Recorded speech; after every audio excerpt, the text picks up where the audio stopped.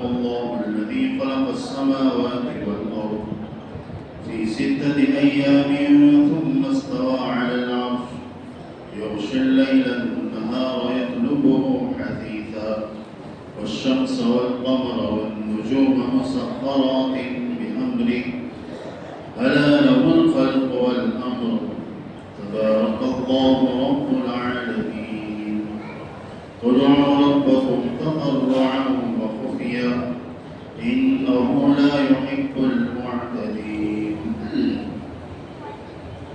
ولا تفسدوا في الأرض بعد إصلاحها وادعوه خوفا وطمعا إن رحمة الله قريب من المحسنين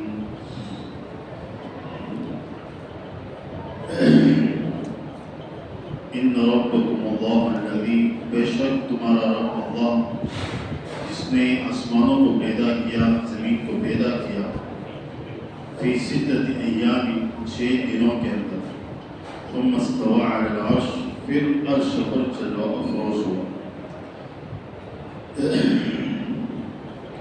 یغشی اللیل النہار یطلبه حثیثا وہ ڈھانپ لیتا ہے رات کے ذریعے سے دن کو اس طرح کہ رات اس کے پیچھے پیچھے چلی آتی والشمس والقمر والنجوم مسخرات بأمره سورج چاند اور ستارے اسی کے امر کے اسی کے حکم کے تابع ہو کر گھومتے الا سنو لہ الخلق والامر اسی کے لیے پیدا کرنا ہے اور اسی کے لیے حکم دینا تبارک اللہ رب العالمین بڑی بابرکت ہے اللہ کی ذات جو کل کائنات کا پروردگار ہے اس آیت کریمہ کے اندر خود اللہ سبحانہ و تعالیٰ اپنا تعارف کروا رہے ہیں تعارف اس طریقے سے کہ اللہ سبحانہ و تعالیٰ اپنی پروڈکٹ جو اللہ نے بنائی ہے جو اللہ کے علاوہ کوئی بنا ہی نہیں سکتا اس کو انسانوں کے سامنے پیش فرما رہے ہیں کہ دیکھو تمہارا رب کون ہے تمہارا ان ربکم اللہ جو تمہارا رب ہے جس کو تم رب کہتے ہو اللہ وہ کون ہے اس لیے کہ دنیا کے اندر بہت سارے ایسے لوگ بھی ہیں جو سرے سے اللہ ہی کا انکار کرتے ہیں کہ اللہ ہے ہی نہیں دنیا کے اندر اللہ سبحانہ و تعالیٰ ہے ہی نہیں دنیا کے اندر اور یہ ساری چیزیں جو ہے سائنس سے چلتی ہے آٹومیٹکلی یہ ساری چیزیں مومنٹ جو ہو رہی ہے دنیا کے اندر یہ سب ایسی ہو رہی ہے دن کا ہونا رات کا ہونا یہ ساری چیزیں آٹومیٹک ہو رہی ہے دنیا کے اندر یہ کوئی طاقت اس کے پیچھے نہیں جو چلا رہی ہے یہ سب کچھ ہو رہا ہے اللہ نہیں ہے دنیا کے اندر اللہ جس کو ملحدین کہا جاتا ہے دہریے قسم کے لوگ جو ہوتے ہیں جو صرف زمانوں کو مانتے ہیں زمان اور مکان یعنی کہ سورج اور چاند کی جو حرکات اور سکنات ہوتے ہیں اس کی وجہ سے یہ ساری چیزیں چلتی ہے اور باقی اس کے پیچھے کوئی خالق کوئی مالک کوئی اللہ کوئی خدا نہیں تو اللہ کہتا ہے کہ ربکم اللہ تمہارا رب ہے کون ہے اللہ کہتا ہے کہ تمہارا رب ہے اور رب ہونے کی بے شمار دلیلیں قرآن نے لوگوں کو سمجھائی اور بے شمار دلیلیں اللہ کے نبی صلی اللہ علیہ وسلم کے ذریعے سے لوگوں تک پہنچائی گئی اور بے شمار دلیلیں ہمارے علماء ائمہ فقیہ محدثین ان سب کے ذریعے سے لوگوں کو پہنچائی گئی اللہ کا تعارف کہ اللہ کو امام اعظم ابو حنیفہ رحمۃ اللہ علیہ کے زمانے کے اندر دہریوں کا بہت زیادہ زور تھا ہمارے امام اعظم ابو حنیفہ رحمۃ اللہ علیہ جن کی خاک بابر ہماری ساری چیزیں قربان اللہ نے وہ علم دیا تھا ہمارے امام امام کون ہے ہمارے امام نام یاد ہے کہ نہیں امام اعظم ابو حنیفہ نام ہے نعمان بن ثابت رحمۃ اللہ علیہ رضی اللہ تعالی اللہ ان سے راضی ہو جائے تو یہ اللہ نے وہ علم دیا تھا ان کو جو اللہ سبحانہ و تعالیٰ نے ان کے بعد کسی کو نہیں دیا ان کے بعد اللہ نے ایسا امام پیدا ہی نہیں کیا یہ ہمارے امام امام صاحب کے زمانے کے اندر بہت زیادہ زور تھا دہریوں کا ملحدین کا ایک پادری قسم کا تیریا جو اللہ کو نہیں مانتا تھا، اس نے 4 بڑے بڑے سوال کھڑے کر دیے امام صاحب کے زمانے کے اندر۔ پہلا تو یہ کہ اللہ کو ثابت کرو۔ پہلا سوال تو کیا ہے کہ بھائی اللہ کا ثبوت دو، اللہ ہے یا نہیں ہے۔ پہلی بات تو یہ بات تو یہاں سے اسٹارٹ ہوگی، شروع ہوگی اللہ ہے یا نہیں ہے۔ اور دوسری بات یہ کہ اللہ اگر ہے تو فی الحال کیا کر رہا ہے، اللہ اگر ہے تو فی الحال کر کیا رہا، اور اگر اللہ ہے، اللہ سبحانہ و تعالیٰ ہے، تو اس وقت اس کا رخ کس طرف ہے، اس کا رخ کس طرف ہے یہ بھی بتاؤ۔ اور چوتھا سوال یہ تھا اس کا کہ اللہ سے پہلے کیا، اللہ سے پہلے کیا۔ ابھی اس نے جو ہے سوال جو پیدا کیے، اس کے ذریعے سے پورے شہر کے اندر افراتفری مچی ہوئی تھی کہ اس کے جواب کہاں سے لا۔ لوگوں کے اندر بڑا جو ہے دوڑ بھاگ شروع ہو گئی، بڑے بڑے علماء کے پاس لوگ گئے کہ بھئی یہ اس قسم کے سوالات ہیں کہاں سے لائے اس کے جواب، حالانکہ اس سے ایسے سوالات کا کوئی جواب بنتا ہی نہیں۔ ہمارا تو ایمان ہے بغیر دیکھیں کہ اللہ ایک ہے، چاہے کتنے بھی سوال کھڑے کر دو، لیکن ہم یہی کہیں گے کہ اللہ ایک ہے، ہم یہی کہیں گے کہ اللہ سبحانہ و تعالیٰ ایک ہے۔ لیکن امام صاحب رحمۃ اللہ علیہ اس زمانے کے اندر موجود تھے، اس لیے آپ کا جواب دینا بنتا ضروری تھا آپ کے لیے کہ جواب دیں، تاکہ لوگ گمراہی سے بچے، تاکہ لوگ گمراہی سے بچے۔ اور بڑے بڑے چیلنج کیے اس نے، بڑے بڑے اس نے چیلنج کیے کہ ہے اگر کوئی تو مناظرے کے لیے آ جائے، مناظرے کے لیے آ جائے، میرے ان 4 سوالوں کے جواب دے دے تو میں مان جاؤں گا کہ اللہ ہے۔ کئی دنوں سے یہ چیز چل رہی تھی، امام صاحب تک یہ بات پہنچی، امام صاحب تک یہ بات پہنچ گئی۔ امام صاحب نے کہا کہ چلو ٹھیک ہے، ٹائم طے کرو، نکی کرو، میں تیار ہوں آنے کے لیے، مناظرہ کریں گے اس کے ساتھ۔ اور جو وقت اور جگہ ساری چیزیں طے ہو گئی، وقت اور جگہ ساری چیزیں طے ہو گئی۔ اب ساری چیزیں طے ہونے کے بعد وہ تو جو ہے وقت سے پہلے اسٹیج کے اوپر جا کر بیٹھ گئے کہ آج تو جو ہے امام صاحب کو دل چٹاؤں، آج کیا کروں گا میں امام صاحب کو، کیونکہ اگر ان کا امام آ گیا تو سمجھو کہ ان کے جو مقلدین ہیں، پیچھے جو تقلید کرنے والے ہیں، وہ تو بہت مر جائیں گے۔ اس کے بعد تو موقع ہوا ہے کہ امام صاحب سے آج مناظرے کا دن ہے، تیار میار ہو کے اسٹیج کے اوپر جا کے پہلے سے بیٹھ گیا وہ، اور سارا مجمع جمع ہے، سارے بستی والے جمع ہو گئے۔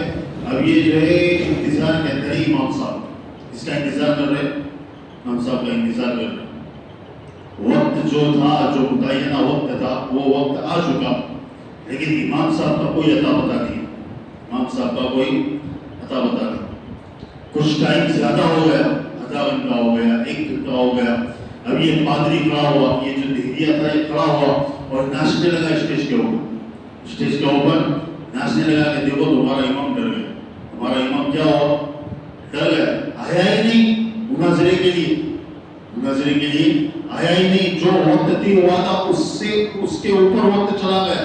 اب بولو کیا فیصلہ کرنا، تم ہی فیصلہ کرو کون جیتا اور کون ہارا۔ تھوڑی دیر گزری تھی کہ امام صاحب تشریف لائے، تھوڑی دیر کے بعد امام صاحب تشریف لائے اسٹیج کے اوپر، تو امام صاحب سے اس نے وجہ پوچھی کہ بھائی آپ نے دیکھی نہیں، گھڑی نہیں دیکھی آپ ٹائم نہیں جانتے، ہمارا ٹائم کیا طے ہوا تھا، وقت کتنا تھا آپ کو پتا نہیں، وقت کے پابند نہیں آپ، اتنے وقت کے اوپر جو ہے آپ کو حاضر ہو جانا چاہیے۔ امام صاحب نے عذر معذرت کی اور کہا کہ دراصل قصہ اس طریقے سے ہوا، قصہ اس طریقے سے ہوا، میری بات سن لو۔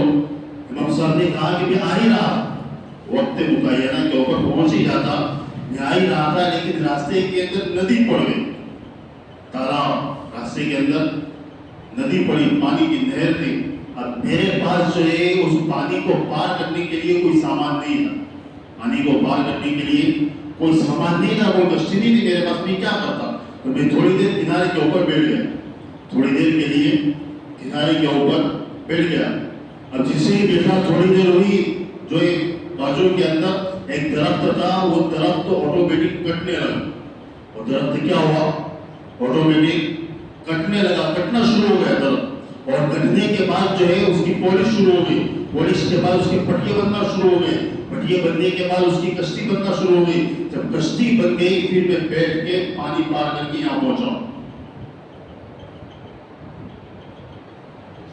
اب اس کو مزاق لگ رہا تھا، اب اس کو مزاق زوروں سے کہنے لگا کہ ہنسنے لگا کہ دیکھو تمہارا امام پاگل ہو گیا، تمہارا امام کیا ہوا ہے؟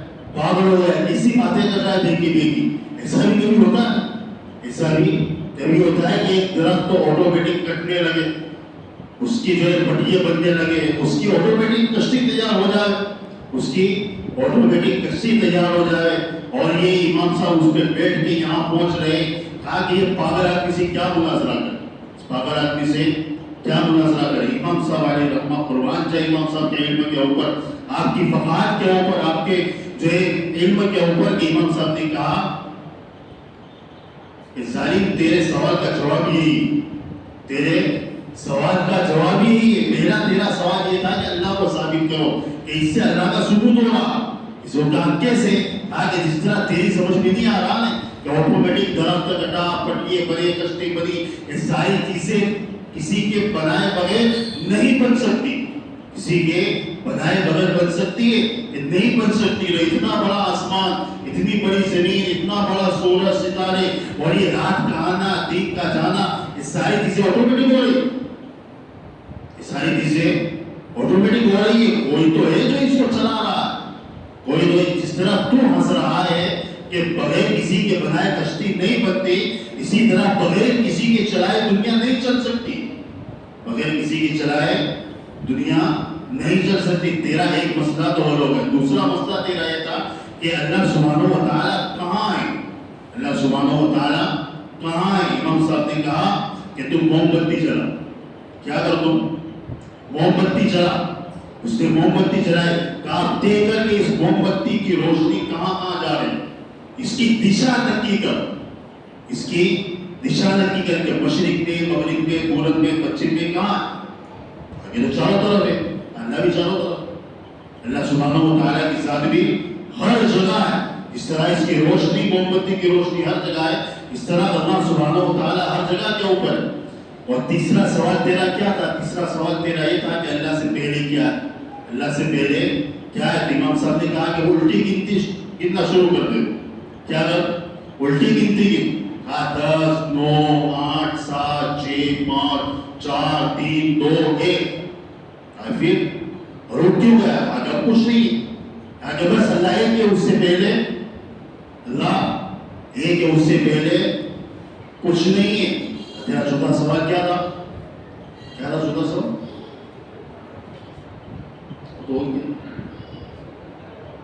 یہ چوتھا سوال تیرا تھا کہ اللہ اس وقت کیا کر رہا ہے، اللہ سبحانہ و تعالیٰ اس وقت کیا کر رہا ہے، کہ تیرا یہ چوتھا سوال تھا۔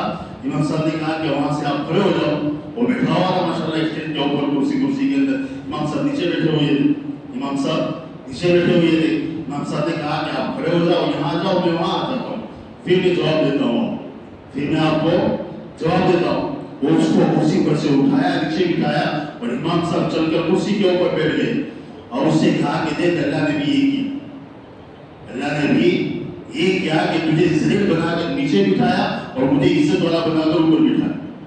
اللہ بھی یہ کر رہا، اللہ کیا کر رہا ہے؟ اب یہ کر رہا ہے۔ یہ امام صاحب کی ذہانت، یہ کون تھے؟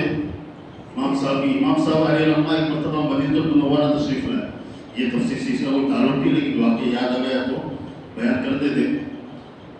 مطلب جو مدینہ المنورہ کے اندر تشریف لائے، مدینہ المنورہ کے اندر امام مالک علیہ رحمہ تشریف فرما، اور جو ہے امام صاحب امام مالک کی ملاقات کے لیے پہنچے خدمت کے اندر، اور خدمت کے اندر پہنچے تو امام مالک سے کہا، امام ابو حنیفہ رحمۃ اللہ علیہ کہ حضرت میں کوفے سے تشریف لایا، کہاں سے آیا ہوں؟ تو امام مالک غصہ ہو گئے، کوفی لا یوفی، امام مالک غصہ ہو گئے، کوفی لا یوفی، کہ کوفی بھروسہ مند نہیں ہوتے، وفا نہیں کرتے ہو، کہ تم نے جو ہے حسین کے ساتھ غداری کی، حسن کے ساتھ غداری کی، تم نے علی کو زہر دے کر مار ڈالا، کوفی لا یوفی، کوفی لوگ وفادار نہیں ہوتے۔ منصر نے کہا وَمِمَّنْ حَوْلَكُمْ مِنَ الْأَعْرَابِ مُنَافِقُونَ وَمِنْ أَهْلِ الْمَدِينَةِ۔ اور مالک نے چہرہ دیکھا، کہا کہ یہ ابو حنیفہ ہو سکتا ہے، یہ کون ہو سکتا ہے؟ یہ ابو حنیفہ ہی ہو سکتا ہے، اس سے کہ اتنا برجستہ جواب اور اتنی جو ہے فوری طور کے اوپر دلیل پیش کرنا کہ امام ابو حنیفہ کے سوا کوئی نہیں لا سکتا، امام ابو حنیفہ کے سوا کوئی کہہ رہا ہے کہ آپ بھی مدینے کے اندر رہتے، قرآن بھی کہہ رہا ہے کہ مدینے کے ارد گرد مدینے کے اندر منافق رہتے، کہ آپ بھی منافقین ہو گئے، آپ بھی منافق۔ ایک آدمی کی وجہ سے سب کو کیوں بدنام کر رہے ہو؟ ایک آدمی کی وجہ سے اب سب کو کیوں بدنام کر رہے ہو؟ خیر، تو بات یہ چل رہی تھی کہ اللہ ہے، اللہ سبحانہ و تعالیٰ، اللہ خود اپنا تعارف کرواتا ہے کہ ان ربکم اللہ، کہ تمہارا رب جو اللہ ہے وہ کون ہے؟ الذی خلق السماوات والارض، یہ تمہارا رب ہے۔ آج جس کو تم مشکل کشاں کہتے ہو، جس کے پاس تم منتیں مانگتے ہو، مرادیں مانگتے ہو، چلو کوئی بات نہیں، انہوں نے کچھ نہ کچھ کیا ہوگا، کرامت دکھائی ہوگی تمہیں، تم ان کے معتقد بن گئے، لیکن یہ بتاؤ کہ آسمان اور زمین کو کس نے پیدا کیا؟ یہ کسی کے باپ کی طاقت ہے پیدا کر کے بتا دے۔ السماوات، اللہ اپنا تعارف کر رہا ہے کہ یہ بڑی بڑی جو چیزیں ہیں، خلق السماوات، آسمانوں کو پیدا کرنا، زمینوں کو پیدا کرنا، یہ کس کے بس کی بات ہے؟ کس نے کیا ہے؟ یہ کس نے کیا؟ یہ اللہ جو ہے اپنا تعارف کروا رہے اور ایسی مثال دے رہے کہ جس کا کوئی توڑ نہیں ہو سکتا، جس کا کوئی توڑ نہیں ہو سکتا۔ اللہ کہتے ہیں کہ ہم نے پیدا کیا آسمانوں کو، زمینوں کو، اور آگے اللہ فرماتے ہیں کہ فی ستۃ ایام، 6 دنوں کے اندر۔ کتنے دنوں کے اندر؟ 6 دنوں کے اندر۔ اب یہاں سوال یہ پیدا ہوتا ہے کہ اللہ سبحانہ و تعالیٰ اذا اراد شیئا ان یقول له کن فیکون، اللہ تو کن فیکون کا مالک ہے۔ اللہ سبحانہ و تعالیٰ جب کسی چیز کے کرنے کا ارادہ کرتا ہے، کہتا ہے ہو جا، تو وہ چیز ہو جاتی ہے۔ ہم یہاں 6 دن کیوں لگے اللہ کو آسمان اور زمین کو پیدا کرنے کے اندر 6 دن کیوں لگے؟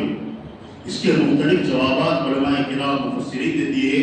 سعید بن جبیر فرماتے ہیں کہ 6 دن سے مراد یہاں وہ دن مراد نہیں ہے جو عام طور کے اوپر ہم جس کو دن دورہ سمجھتے ہیں، جو 24 گھنٹے کے ہوتے ہیں۔ اس لیے کہ جس وقت اللہ نے آسمان و زمینوں کو پیدا کیا، اس وقت سورج چاند نہیں تھے، اس وقت سورج اور چاند نہیں تھے۔ ہمارے جو دن بنتے ہیں وہ سورج اور چاند کے حرکت کرنے سے بنتے ہیں، سورج اور چاند کے حرکت کرنے سے بنتے۔ سورج نکلا تو دن، سورج ڈوب گیا تو رات ہو گئی، چاند نکل گیا رات آ گئی۔ لیکن اس وقت یہ ساری چیزیں تھی نہیں، اس وقت یہ ساری چیزیں تھی نہیں۔ تو یہ ایام سے مراد جو ہے مفسرین کرام فرماتے ہیں کہ وہ ایام مراد ہے جس کا علم اللہ کے پاس ہے، یا تو یہ 6 دن جو تمہارے معاشرے کے اندر 6 دن کا جو وقت ہوتا ہے، جتنا اس وقت کے اندر اللہ نے آسمان و زمینوں کو تیار کیا، اس وقت کے اندر۔ مطلب یہ نہیں کہ دن اور رات، یہ مراد نہیں ہو سکتی۔ یا تو امام احمد بن حنبل فرماتے ہیں کہ 6 دن سے مراد یہ قیامت کے 1 دن کے برابر ہے۔ اسے قرآن کریم کے اندر اللہ سبحانہ و تعالیٰ نے قیامت کا 1 دن کتنے سالوں کا ہوگا میں؟ قیامت کا 1 دن 50,000 سنہ، 50,000 سنہ، 50,000 سال کے برابر 1 دن ہوگا قیامت کا۔ تو وہ دن بھی مراد ہو سکتا ہے، وہ دن بھی مراد ہو سکتا ہے کہ وہ 6 دن، 1 دن 50,000 سال کے برابر، کہ وہ دن بھی مراد ہو سکتا ہے۔ یہاں دین صرف اللہ نے سمجھانے کے لیے کہا ہو، تمہیں دین صرف اللہ نے سمجھانے کے لیے کہا ہو، اور یہ دین کا کوئی ایک حصہ یا دین کا کوئی وقت مراد نہیں، بلکہ لوگوں کو سمجھانے کے لیے کہا۔ اسی لیے سعید بن جبیر فرماتے ہیں کہ اللہ کے نبی صلی اللہ علیہ وسلم کا فرمان ہے کہ 6 دن اس لیے لگے کہ اللہ سبحانہ و تعالیٰ ہر کام حکمت عملی اور بتدریج کرتا ہے۔ کیسے کرتا ہے؟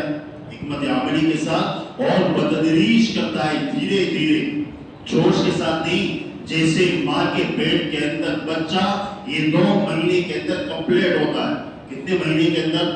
اللہ چاہتا تو 1 دن کے اندر باہر نکال دیتا کہ اللہ چاہتا تو 1 دن کے اندر، لیکن اس کی پروسیس ہوتی ہے۔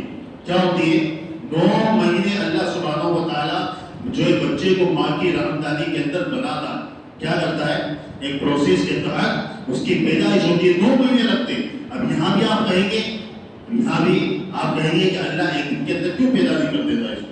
اللہ سبحانہ و تعالیٰ 9 مہینے، یہاں تو 6 دن ہے، یہ تو 9 مہینے کے اندر ایک بچہ پیدا ہو رہا ہے۔ اب یہ بچہ چھوٹا سا، اور یہ تو آسمان اور زمین کا معاملہ، یہ تو کس کا معاملہ ہے؟ آسمان اور زمینوں کا معاملہ ہے۔ لیکن ایک پروسیس کے تحت بتدریج اللہ سبحانہ و تعالیٰ اس ساری چیزوں کو بناتا ہے، پیدا کرتا ہے۔ اور آگے سعید بن جبیر فرماتے ہیں حدیث کے اندر، اللہ کے نبی کی حدیث ہے کہ پھر جو یہ جلدی والا کام جو ہوتا ہے وہ شیطان کا ہوتا ہے.